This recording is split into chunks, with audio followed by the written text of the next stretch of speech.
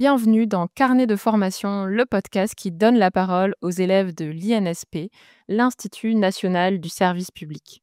Cette école, qui a succédé à l'ENA, l'École nationale d'administration, a pour but de former les cadres supérieurs de l'État. Mais concrètement, que se passe-t-il derrière les murs de cette grande maison du service public? Comment les élèves vivent-ils cette formation? Et surtout, quels sont les défis qu'ils doivent relever? Après une première saison où la promotion Paul-Émile Victor nous a livré ses expériences, c'est au tour de la promotion Gisèle Halimi de prendre le micro. À travers leur voix, découvrez leur parcours, leurs ambitions et leur vision du service public de demain. Que tu sois en pleine préparation du concours d'entrée, que tu souhaites mieux comprendre la fonction publique ou simplement lever le voile sur cette école souvent fantasmée, ce podcast est pour toi. Alors installe-toi confortablement, ajuste tes écouteurs et c'est parti pour une nouvelle saison de Carnet de formation.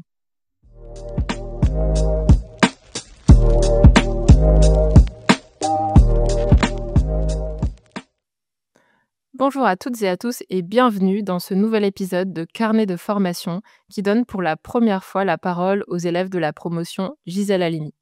Pour cet épisode, plongeons au cœur de l'immersion souveraineté, commandement, cohésion, aussi connue sous le nom d'IS2C. L'IS2C, c'est une grande nouveauté de la formation initiale des élèves de l'Institut national du service public, l'INSP. Après 3 mois de formation à Strasbourg, cette immersion a permis aux élèves de la promotion Gisèle Halimi, rentrés à l'INSP en janvier, de se plonger pendant 3 semaines dans le quotidien des armées. Les élèves ont d'abord passé une semaine au camp d'entraînement militaire de Caen-Juers, dans le Var, où ils ont suivi des exercices physiques pour préparer une simulation de raid militaire. Entre séances d'instruction au tir, parcours d'obstacles et secourisme de combat, cette première phase a placé la cohésion de la promotion au centre. Durant les 2 semaines suivantes, les élèves de la promotion Gisèle Halimi ont découvert l'organisation et le fonctionnement de l'armée de terre, de l'armée de l'air et de l'espace, de la marine nationale, de la sécurité civile, de la gendarmerie nationale et d'autres acteurs du ministère des Armées comme la DGA, la Direction générale de l'armement. Dans cet épisode, Angelina, Théophane et Rémi reviennent sur cette expérience unique. 3 semaines pour mieux comprendre l'univers militaire, ses valeurs, ses missions et ce qu'il peut apporter à l'action publique. Bonjour à tous, bonjour Angelina, bonjour Théophane, bonjour Rémi. Bienvenue dans ce premier épisode de Carnet de formation avec la promotion Gisèle Halimi. Aujourd'hui, on va parler de l'IS2C, l'immersion souveraineté, commandement et cohésion, pour avoir un peu le ressenti des élèves de l'INSP sur cette nouveauté de la formation, dans la mesure où on est la 2e promotion à avoir vécu cette expérience. Tout d'abord, pour commencer, Angelina, Théophane, Rémi, est-ce que vous pouvez vous présenter à nos auditeurs? Théophane, est-ce que tu veux commencer? Je veux bien commencer. Donc, je suis Théophane Dumont. Parcours, c'est que après le bac, j'ai fait une prépa école de commerce. J'ai intégré HEC après les concours. J'ai donc fait un parcours commerce. À la fin d'HEC, j'ai travaillé d'abord en stage chez Michelin, puis dans le conseil, sur des sujets de conseil aux grandes entreprises.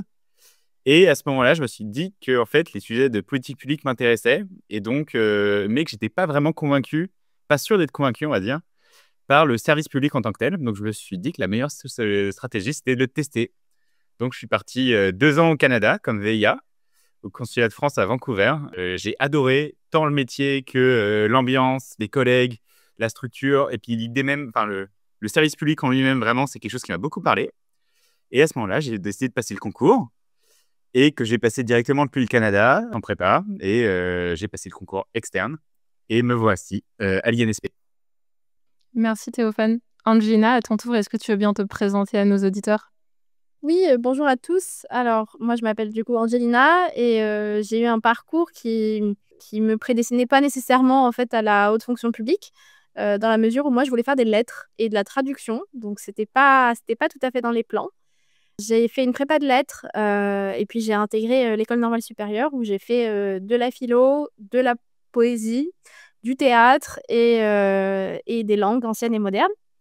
Et est arrivé un moment où je me sentais plus très à l'aise dans ce milieu, dans le milieu académique, parce que j'avais envie de rencontrer des gens et surtout, j'avais envie d'être utile de manière concrète.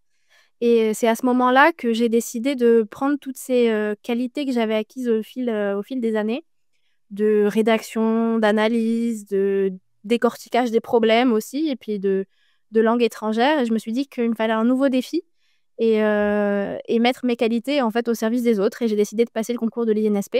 J'ai passé la voie externe et après 1 an de prépa, j'ai réussi à intégrer. Je suis très contente d'être là. Merci Angelina. Et pour finir, Rémi, est-ce que tu veux toi aussi te présenter?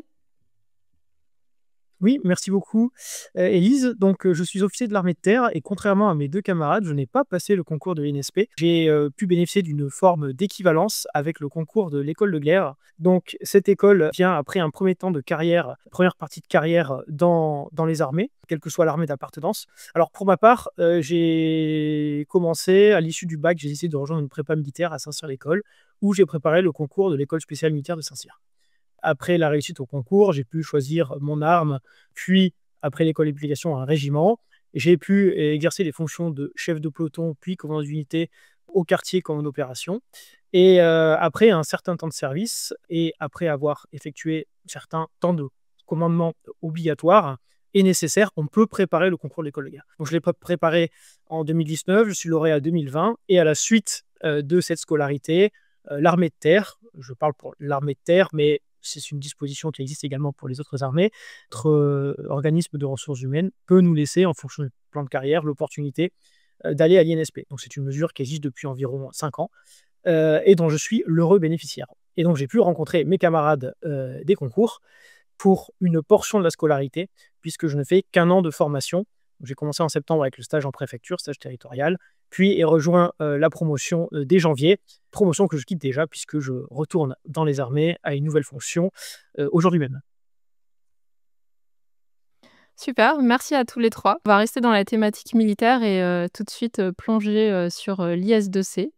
Donc cette IS2C, elle a commencé par une semaine au camp militaire de Caen-Juars. Théophane, est-ce que tu veux bien nous dire voilà, comment s'est déroulée cette première semaine? Qu'est-ce que les élèves de l'INSP y ont appris et y ont vécu? Alors, cette première semaine, elle intervient après 3 ans de scolarité qu'on a tous passé à Strasbourg, un peu en huis clos. Et je pense avoir des cours, revenir à l'école. Je pense qu'on était nombreux, au bout de ces 3 mois, à être satisfaits de cette expérience et de chercher à passer à l'étape d'après. Et quand je ça a été exactement ça. Ça a été vraiment un dépaysement, un changement d'étape. Comment ça s'est passé? On est arrivé le premier jour en promotion, répartis en 4 sections, une pour chaque armée. On dormait tous les soirs, toute la section séparée hommes et femmes, chacun dans un baraquement. Donc vraiment, il y a eu un effet, on va dire, de proximité et de cohésion immédiat, enfin, selon moi, dans la promotion grâce à l'IS2C. Et ensuite, on a commencé à avoir on va dire, pas la vie militaire, mais un goût de la vie militaire avec, par exemple, le matin, la levée des couleurs, plusieurs exercices. On a commencé à apprendre le maniement des armes et d'autres exercices sur les transmissions, le déminage, ce genre d'expérience. Et c'est ça qui a été la semaine à Caen-Juars de l'IS2C. Et toi, Théophane, comment est-ce que tu as vécu cette première semaine d'immersion? J'ai adoré. J'ai adoré. Bon, c'était pas sans ces temps morts et ces moments un peu difficiles, mais je trouve que les gens, ça a beaucoup poussé la promotion à se révéler, à se dévoiler. Et c'est à ce moment-là, dans mon cas, que j'ai commencé à vraiment rencontrer au sens le plus... Enfin, à vraiment rencontrer les gens dans un contexte aussi qui permettait un peu de remettre tout le monde à égalité face à un univers que personne ou presque ne connaissait, de pouvoir faire promotion. Et c'est vraiment ça que j'en retiens. J'ai beaucoup aimé parce que c'est le moment où j'ai senti qu'on faisait promotion. La Gisèle et Lily. Et toi, Angelina, alors, est-ce que tu as senti aussi ce moment où on a fait promotion? Comment est-ce que tu as vécu cette première semaine camp militaire de Caen-Juars? Bah, alors, je pense que comme à peu près tous les participants de ce podcast, j'ai adoré. J'ai adoré parce que justement, c'est vraiment à ce moment-là que j'ai senti, dans le groupe que pourtant je fréquentais depuis 3 mois, un vrai soutien, une vraie entraide, une vraie attention à l'autre et y compris, on a tous eu des moments où c'était plus dur que d'autres. On a tous eu des moments où il a fallu se dépasser. Moi, par exemple, j'ai le vertige et ce qui fait que sur le parcours d'obstacles, c'est compliqué.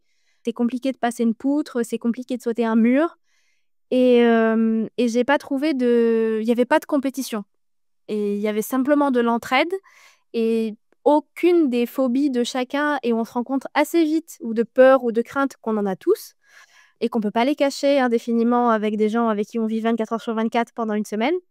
On se rend compte qu'on trouve beaucoup de soutien et on se sent pas du tout ridicule. Et c'est une vraie chance parce que ça permet je pense que ça a vraiment permis aux gens de se révéler et à chacun de faire preuve de gentillesse, d'empathie et de soutien et c'était vraiment très précieux et je pense que c'était une très belle manière de clôturer ces 3 premiers mois et de nous lancer, dans l'étape d'après, dans nos stages internationaux et puis, ceux qui viendront en administration centrale et en préfecture. Et une des autres choses que j'ai beaucoup aimé, c'est que, comme, tu l'as dit tout à l'heure, en janvier, nous avons fait la connaissance de nos camarades officiers et pour la plupart d'entre nous, sauf les quelques réservistes peut-être, de notre promotion, on ne connaissait pas du tout le monde militaire et par contre, on avait, beaucoup d'amitié pour nos camarades et c'était une vraie chance de pouvoir voir leur vie et pouvoir alors, expérimenter dans d'excellentes conditions avec un traitement VIP certes, mais un petit peu de ce qu'ils faisaient et un petit peu de ce qui leur donnait, aussi, une grandeur d'âme et donc c'était très précieux. Et toi, Rémi, alors c'est vrai que tu nous as rejoints, un peu plus tardivement. Tu as pas vécu, les premiers jours au camp militaire de Caen-Juers. Mais Caen-Juers, c'est un camp, que tu connais bien, n'est-ce pas? Oui, tout à fait. Alors effectivement, notre absence lors de cette première semaine était motivée par deux raisons. L'une vis-à-vis des élèves et l'autre vis-à-vis de l'encadrement. Comme nous sommes rompus à l'exercice et à la vie en campagne, et notre expérience passée aurait un petit peu dénaturé l'expérience des élèves, donc ça aurait été dommage, et aussi mis l'encadrement d'autres militaires rompus à l'exercice un petit peu en difficulté ou dans un positionnement un petit peu plus délicat dans leurs tâches d'encadrement et de formation des élèves. Néanmoins, nous avons beaucoup pensé à nos camarades qui étaient sur le terrain, parce que Caen-Juers est un terrain assez piégeux. Effectivement, à la charnière du mois de mars en avril, quand on est à Strasbourg, en scolarité à Strasbourg, on peut se dire que aller aussi près du sud, près de Draguignan, s'apparente à des vacances à la plage, ou en tout cas à un printemps extrêmement agréable. Mais c'est oublier que le plateau de Caen-Juers est situé à 900 ou 1000 mètres d'altitude, qu'il est battu par les vents, qu'il attire les pluies orographiques, que dès lors, il permet aux stagiaires qui mettent leurs bottes sur le terrain d'éprouver le froid et de voir ce à quoi fait référence le mot rusticité, ce qu'on apprend en premier au militaire, c'est-à-dire être et durer dans des conditions un petit peu difficiles. Et alors, vous avez eu du soleil, mais je crois que c'est très facile de faire l'expérience du froid et de la fatigue à Caen-Juers. Et effectivement, vous l'avez souligné à travers votre expérience, la véritable cohésion, et c'est quelque chose qui nous tient à cœur dans les armées, ne se fait qu'à travers l'effort. L'effort, et je dirais que faire cohésion, faire promotion, c'est souffrir ensemble. Voilà, donc vous avez ressenti la fatigue, le froid, le vent. Ah, vous avez eu de la chance et du soleil, mais on peut être vraiment piégé par les conditions climatiques à Caen-Juers, qui est un camp assez exceptionnel parce que c'est le plus grand camp d'entraînement d'Europe. Il peut servir d'entraînement à des aéronefs. Il peut accueillir des séquences de tir en mouvement de la plupart de l'ensemble de nos matériels blindés, y compris les chars lourds. Il peut permettre la mise en œuvre de manœuvres conjointes avec différents matériels sur de vastes portions de terrain. Voilà, donc c'est un terrain assez exceptionnel et aussi difficile, exigeant pour éprouver nos hommes et créer cette cohésion dont vous parlez. Et justement, à ton avis, Rémi, qu'est-ce que ça apporte à des élèves de l'INSP, externes, internes, docteurs ou 3e concours, de passer une semaine dans ce camp militaire et à vivre, l'expérience de formation que peuvent avoir, certains militaires? Alors, ça apporte la connaissance de soi, qui est extrêmement importante. Et effectivement, comme Angelina l'a rappelé, on est mis face à des expériences assez nouvelles, assez indicibles, être face au vide, sauter sur un câble, des activités qu'on ne fait pas nécessairement au quotidien. Et bien que grande partie des élèves de l'INSP soient des sportifs accomplis, ils n'ont pas forcément, dans leur expérience récente, éprouvé leur courage physique de cette manière-là. C'est une manière un peu différente. Et le faire ensemble forge véritablement la cohésion. Pareil, éprouver un petit peu le froid, les conditions difficiles du terrain, la friction du terrain, vivre dans le froid, le vent, dans l'incertitude aussi, les temps d'attente, ne pas savoir ce qu'on va faire derrière, ne pas savoir quand ça s'arrêtera, ne pas savoir quand l'adversaire, simulé certes, se présentera. c'est difficile et ça amène les gens à former un tout, quelle que soit leur divergence passée, s'il y en a. Et c'est ce qui fait la force des armées. Et ce qui est particulièrement intéressant, c'est que dans leur position future d'administrateurs de l'État, ils seront amenés à prendre des décisions difficiles, éventuellement ayant attrait à l'engagement des forces armées. Et ça leur permettra de savoir ce que ressent l'effecteur sur le terrain, le soldat, seul face à lui-même, face à l'adversaire avec son arme. C'est extrêmement important de le savoir. Et c'est aussi ce qui permet d'expliquer un petit peu notre cursus de carrière aux officiers un peu particuliers qui nécessitent d'avoir fait une période de terrain avant de gravir les échelons et de prendre des postes à responsabilité. Il n'y a pas de général qui n'ait été un lieutenant auparavant. Voilà. Et ça permet d'expliciter aussi notre modèle de carrière et ce qui fait un petit peu la différence dans le cursus avec nos homologues administrateurs de l'État. Merci Rémi. Donc après Camp Juers, les élèves de la promotion Gisèle Halimi ont passé 2 semaines de visite de terrain, d'abord à Toulon et ensuite à Aix-en-Provence. Angelina, est-ce que tu veux bien nous raconter un peu comment ça s'est passé ces 2 semaines de visite de terrain? Oui, alors ces 2 semaines ont été, alors au début, on pensait que ce serait du repos par rapport à Camp Juers et puis ensuite on a déchanté. Mais c'était pour la bonne cause, en réalité, parce qu'on est arrivé. Alors certes, on était fatigués après une semaine de terrain qui s'était conclue par un raid, qui avait été intense, physiquement et puis aussi, parfois moralement, parce que quand on est fatigué, on interagit parfois un peu moins bien avec les autres. Donc il faut aussi, garder ses nerfs et c'était très important. Et donc quand on est arrivé au camping, c'était pour nous un peu la délivrance de pouvoir dormir dans un vrai lit, déjà. En dépit des conditions météo, on était très contents d'être dans le sud et c'est là qu'a commencé une série assez fantastique de visites de tout ce qui était possible de visiter. Et c'est une vraie chance parce qu'on a pu voir l'armée sous toutes ses coutures, littéralement, armée de l'air, marine, armée de terre, gendarmerie mobile, dans tous les contextes. Et c'était vraiment extrêmement précieux. Alors oui, on a beaucoup appris sur la lutte anti-drone, beaucoup, beaucoup. Mais on a vu aussi évoluer nos questions au fil du temps. Voir qu'au début, on connaissait rien et puis qu'ensuite, on savait combien pesait telle ou telle chose, desquelles on ne se servirait jamais dans notre vie, mais on était calés. Mais le plus beau, ça a été de voir l'enthousiasme et la bienveillance de tous les gens qui nous ont montré leur métier, montré ce qu'ils voulaient faire, montré ce qu'ils savaient faire et comment ils étaient au service de la France. Et c'était une vraie chance. Et il y a eu des expériences qui étaient un petit peu incroyables. Je pense notamment, et les autres en parleront sûrement, mais visiter un sous-marin, c'est quelque chose qui probablement arrivera qu'une seule fois dans la vie.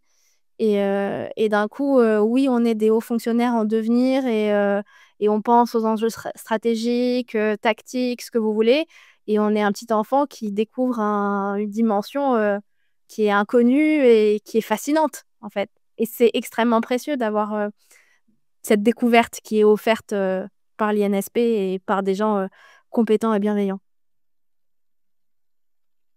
Théophane, et toi de ton côté alors, comment tu as vécu ces 2 semaines de visite de terrain? Est-ce qu'il y a des moments marquants, des temps forts, des choses aussi que tu as apprises et qui te marqueront pour la suite?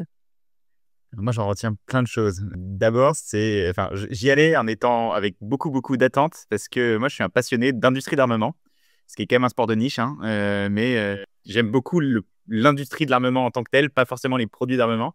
Donc, pour moi, c'était très intéressant de suivre justement, de voir le bout de la chaîne, les effets, enfin, qui sont les hommes, les femmes qui utilisent les produits de l'industrie d'armement, à quelle fin, dans quel contexte, avec quel entraînement, avec quelle volonté. Et de voir vraiment que, en fait, ma passion industrie de l'armement il y avait la même passion juste en face parmi les militaires pour leur matériel. Et ça a été vraiment quelque chose de vraiment très intéressant. Si je devais avoir un temps fort, moi, c'est quand on a fait la visite des services de la DGA à Toulon, DGA Naval, Technique Navale. Donc, évidemment, c'est le truc qui se rapproche le plus de l'industrie de l'armement. Donc, moi, j'ai vraiment l'impression d'avoir été Noël avant l'heure. Et sur ces 2 semaines, si vraiment j'avais un seul regret, et peut-être que des gens qui nous écoutent peuvent y faire quelque chose, c'est que j'aurais vraiment, et je pense que ça aurait été vraiment très complémentaire d'aller visiter une usine d'armement sur une demi-journée. Dans le sud, il y en a, un chantier naval ou une structure qui produit ces armements pour justement voir. C'est peut-être la seule chose qu'on n'a pas vue dans ces 2 semaines et que j'aurais adoré voir. Mais j'admets bien que mon point de vue est très biaisé par une passion un peu niche. Ça peut être une idée pour les promotions qui nous suivront. Et toi, Rémi, finalement, sur ces visites de terrain, étant militaire de carrière, est-ce que tu as quand même appris des choses? Est-ce qu'il y a des choses qui t'ont étonné?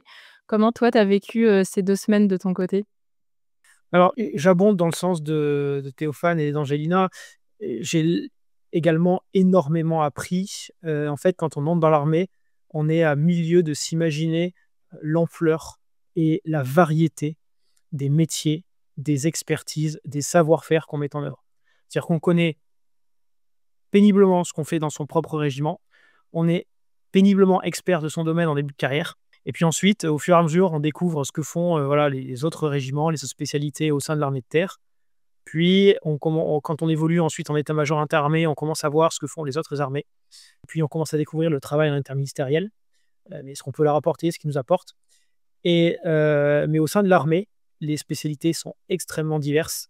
Et je n'ai pas encore fini de découvrir toutes les subtilités des différentes armées et des grands services. Et je ne les connaîtrai jamais dans leur intégralité. Donc, pour moi, la visite d'un sous-marin, c'était une première. Le vol en MRTT et assister en vol in situ à une mission d'entraînement opérationnel de ravitaillement au vol, c'était également une première. J'ai énormément appris, donc je suis très redevable à l'institution militaire, mais également à l'INSP d'avoir organisé ce stage pour l'ensemble de la promotion. Voilà, c'était une grande et belle découverte pour moi.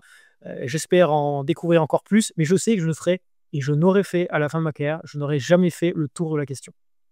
Et justement, si on prend un peu de hauteur sur ces 3 semaines d'immersion militaire, Rémi, on dit souvent que on a besoin d'une meilleure compréhension entre le monde civil et le monde militaire.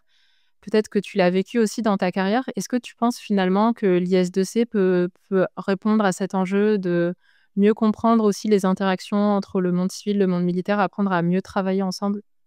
Complètement. Effectivement, auparavant, jusqu'à la suspension du service national en 1996, les administrateurs de l'État, pour la plupart, avaient fait le service militaire.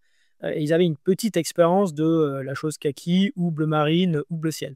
Désormais, il n'y a plus de référentiel commun entre les officiers et l'administrateur de l'État sur les questions de défense et sur une petite présence dans les armées.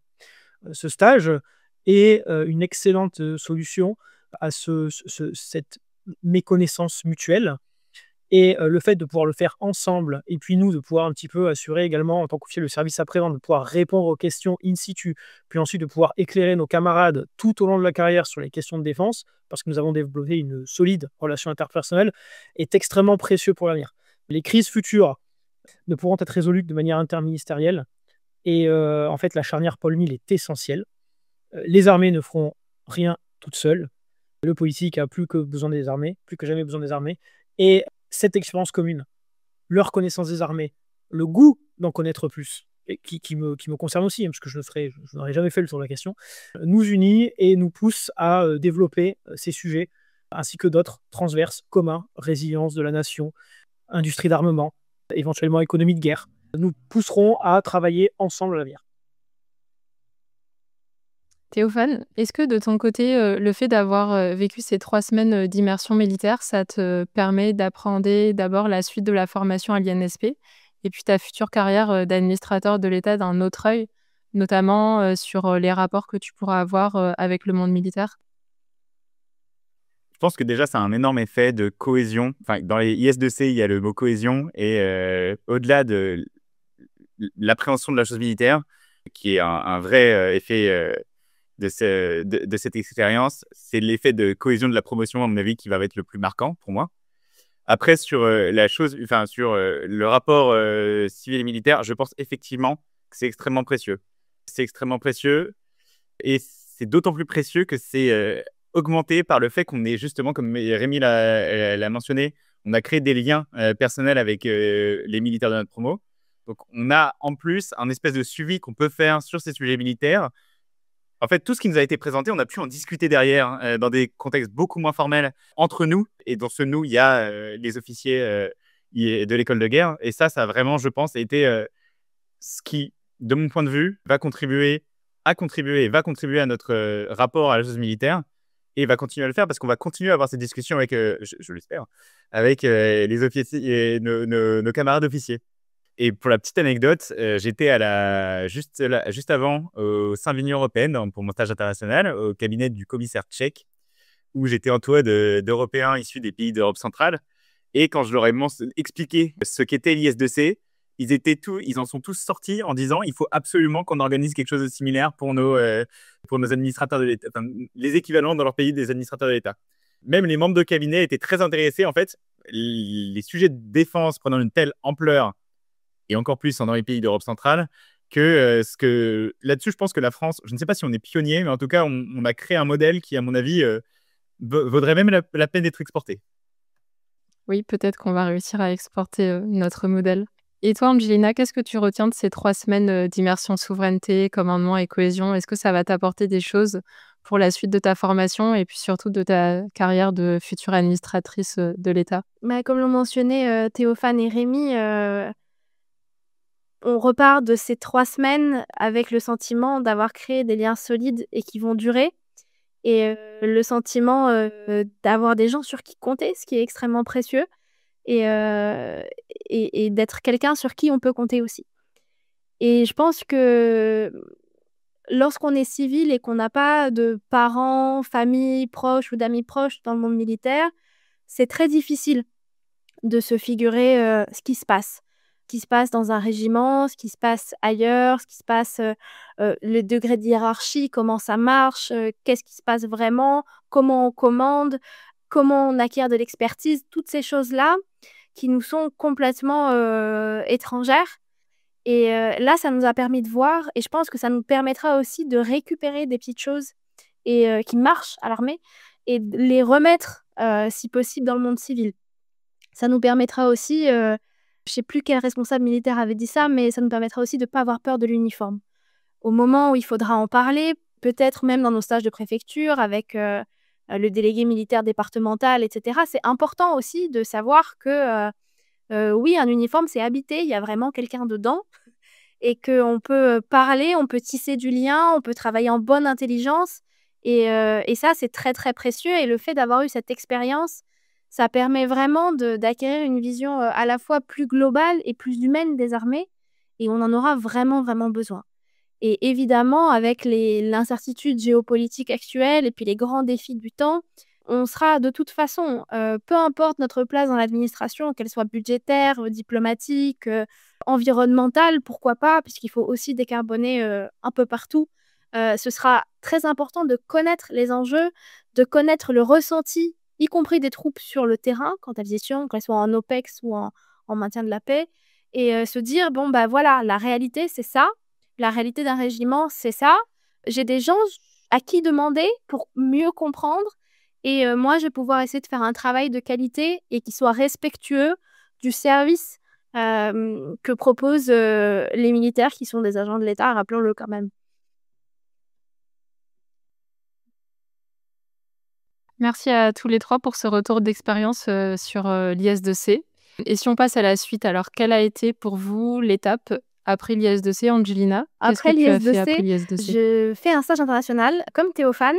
Et moi, j'étais affectée dans une organisation internationale qui est la plus vieille d'Europe et qui s'appelle le Conseil de l'Europe, qui n'est pas une institution de l'Union européenne, mais bien une institution intergouvernementale qui s'occupe de promouvoir et de préserver la démocratie, l'état de droit et les droits de l'homme. Et en ce moment, on en a bien besoin. Et toi, Théophane, tu en as un peu parlé, on est resté sur la thématique européenne, je crois, pour ton stage international.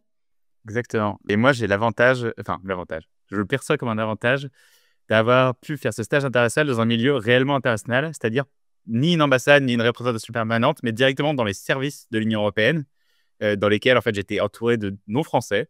Et puisque j'étais au cabinet du commissaire Sikela, qui est le commissaire tchèque, comme chacun sait, et en charge des sujets de international partnership, donc c'est lui qui est en charge notamment toute l'aide au développement menée par l'Union européenne.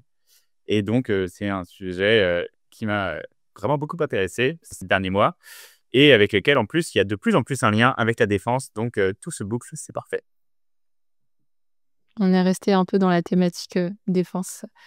Et toi, Rémi, du coup, qu'est-ce que tu as fait après l'IS2C? Eh bien, la scolarité des officiers ne durant qu'un an. alors que nos camarades de la Gisèle Halimi ont été répartis sur l'ensemble du globe. Nous avons rejoint les bancs de l'école à nouveau au début du mois de mai et fait une partie de la formation avec la promotion précédente, la Paul-Émile Victor, du fait de la réforme récente de la scolarité de l'INSP. Donc, des matières plus académiques, le grand retour de la légistique, pas mal de livrables donc, qui vous attendent dès votre retour de stage territoire. Les amis, préparez-vous. Et puis ensuite, une préparation vers la nouvelle affectation qui m'attendait à l'été, c'est-à-dire maintenant, demain, pour être très exact. Voilà, donc la découverte d'une autre promotion qui, elle, sort de scolarité, a subi les affres et les rigueurs du stage en préfecture, qui est long et exigeant, mais tout aussi passionnant que le stage international que vous avez vécu. Et donc, ça a été également très bénéfique de bénéficier de leur expérience et d'échanger à ce sujet. Voilà, donc également une période passionnante s'est ouverte à nous juste après l'IS2C. Et tu as parlé de ton affectation, alors que peut faire un élève officier qui a suivi l'INSP? Alors, l'affectation se fait selon les plans que notre direction RH a pour nous. Alors, on a un parcours de carrière assez normé. Certains rejoignent un bureau opération instruction en régiment, donc retour dans les forces vives. Pour ma part, je rejoins officiellement demain l'état-major de l'armée de terre, bureau études et stratégies, pour un an, avant de repartir en régiment, qui me permettra de mettre à profit mes connaissances et ma formation à l'INSP pour enrichir les travaux d'état-major et les travaux de niveau stratégique de l'armée de terre. Et pour finir, le mot de la fin, si on voulait donner un conseil à nos auditeurs qui préparent actuellement le concours de l'INSP, est-ce que, Angelina, Théophane, vous qui avez présenté et réussi le concours externe, est-ce que vous auriez des conseils à donner à nos auditeurs? Oui, des Angelina? conseils de grand-mère, mais qui sont toujours bienvenus parce que c'est le nerf de la guerre. Dormez bien, mangez bien, faites du sport, voyez vos amis, allez voir des films, lisez des livres, faites ce qui vous plaît et ça vous donnera de l'énergie pour travailler et pour encaisser.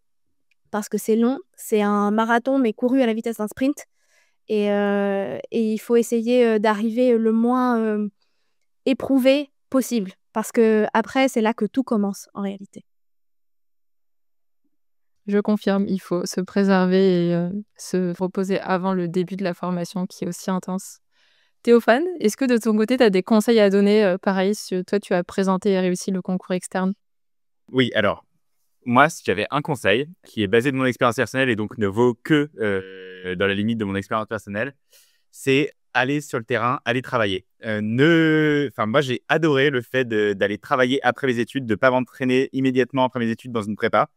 D'ailleurs, je n'ai pas fait de prépa INSP. Et à la place, j'ai décidé de travailler 2 ans dans le public. Ça vous apporte tellement de choses pour le concours qu'on ne le sent pas au quotidien, mais c'est la meilleure des prépas, à mon avis, l'expérience pro public. Et donc, multiplier les stages, multiplier les expériences. Bon, il faut bosser beaucoup à côté, mais au moins, vous n'aurez pas l'impression d'avoir passé une année à préparer le concours. Vous aurez fait plein d'autres choses dans cette année. Et donc, c'est ça mon conseil concours. Et Rémi, de ton côté, je sais que tu n'as pas passé de concours, pourtant ça reste aussi très compétitif pour rentrer à l'INSP en étant officier. Est-ce que tu as un message à faire passer à tes collègues officiers qui hésitent, par exemple, à rejoindre l'INSP pour poursuivre cette formation? Alors, je leur dirais de ne pas hésiter, surtout, voilà, allez-y sans aucune hésitation, développerez des relations avec vos camarades de la formation initiale, mais également avec les élèves du cycle étranger, les élèves internationaux, notamment avec des ressortissants de nations avec lesquelles on n'a pas forcément l'habitude de travailler en tant que militaire. Voilà, et je pense notamment aux ressortissants d'Asie centrale, également voilà, nos camarades asiatiques. Ce sont des territoires avec lesquels on travaille un petit peu moins. Voilà, donc des relations extrêmement fortes. Donc l'expérience humaine est au centre de tout. L'homme est au centre de tous les systèmes d'armes, c'est ce qu'on aime à se répéter dans les armées. Et là, l'expérience humaine est extrêmement forte. Donc allez-y, ça ne pourra qu'être unique, très enrichissant, édifiant au possible. Et c'est la solution aux crises de demain. Tant sur le plan international, parce que c'est une solution pour essayer de soigner le multilatéralisme qui a pris quelques coups récemment et qui en prend encore, mais également pour renforcer cet axe, cette connaissance mutuelle avec nos camarades administrateurs de l'État. Et j'aimerais finalement rebondir sur ce qu'ont dit Angelina et Théophane, ce qu'ils ont évoqué en termes de conseils sont deux invariants de l'entraînement militaire. Angelina a parlé d'un marathon et de savoir ménager sa monture. Ménager sa monture, un terme italien qui a donné le mot de management, in fine. Donc voilà, je sors une vieille devise de cavalier qui veut aller loin, ménage sa monture. Et pour Théophane, c'est l'expérience du terrain. L'expérience du terrain qui est vitale et qui nous permet de triompher de l'adversité et de l'inconnu. Voilà, nous nous préparons à affronter ce qui n'a jamais été, comme disait François Mauriac. Et voilà, l'expérience terrain est fondamentale pour ça. Je confirme, et c'est vrai que l'expérience humaine à l'INSP, c'est aussi ça, la variété des parcours et des profils. Et c'est ce qu'on retiendra aussi de cet épisode du podcast avec 3 profils très différents les uns des autres.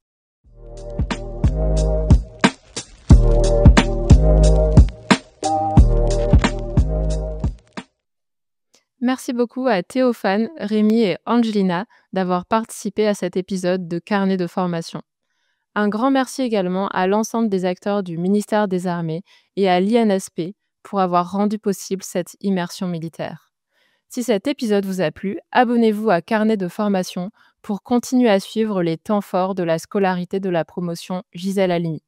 Je vous dis à très bientôt pour un nouvel épisode qui sera cette fois-ci consacré au stage international.